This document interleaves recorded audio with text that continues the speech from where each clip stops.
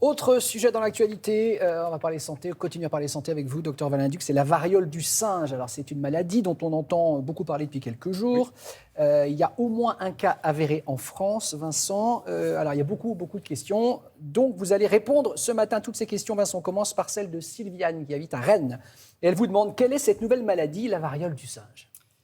En réalité, c'est un virus qui appartient à la même famille que celui de la variole humaine, qui a été découvert pour la première fois chez le singe en 1958, d'où son nom, variole du singe. On parle d'une zoonose. En fait, c'est un virus qui se transmet de l'animal à l'homme, et pour cause, en fait, c'est vrai qu'on a l'impression que c'est une nouvelle maladie, mais en fait, elle est connue depuis les années 1970. La première fois qu'on a découvert cette maladie chez un homme, c'était chez un petit garçon de 9 ans, au Congo. Effectivement, dernièrement, là, les cas sont en train de se multiplier. Au 21 mai, on comptait 92 cas identifiés, 28 cas suspects. Et Suzanne Hopkins, qui est la responsable médicale de l'agence sanitaire en Angleterre, déclare qu'il devrait y avoir une augmentation quotidienne de tous ces cas. Donc, ils sont à surveiller.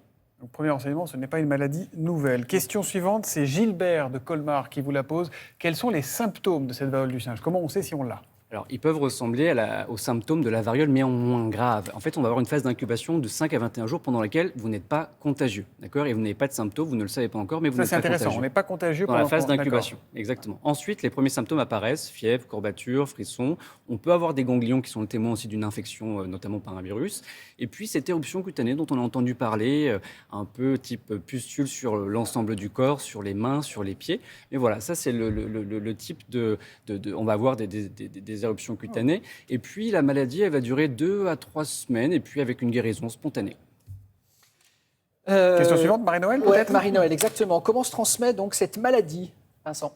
Alors, sur la transmission de la maladie, je vous parlais Damien était un peu secoué par les images. Oui, j'ai bien vu. C'était ça, un peu troublé. Ouais. C'est assez violent à regarder. Sur la transmission de la maladie, je vous expliquais. D'abord, l'initiale, ça va être de l'animal à l'homme. Ça va être soit avec un contact direct avec des fluides contaminés, du sang, des urines, ou par morsure ou griffure. Et on a également parlé de la transmission par une consommation de viande de brousse mal cuite ou insuffisamment cuite. Donc ça, c'est de la transmission. C'est quand même une niche chez nous, quoi. Les gens qui Exactement. mangent de la viande de brousse Effectivement, mal cuite. ça, on va surtout avoir ce type de contamination dans des zones endémiques en Afrique centrale, en Afrique de l'Ouest. Ensuite, la transmission interhumaine, celle-ci, ce qui a rapporté, c'est qu'effectivement, si c'est un rapport prolongé oral via des gouttes respiratoires, ça peut être également un contact direct avec des fluides également, mais également un contact indirect via un linge sale. Donc voilà, ça c'est le mode de transmission qu'on connaît.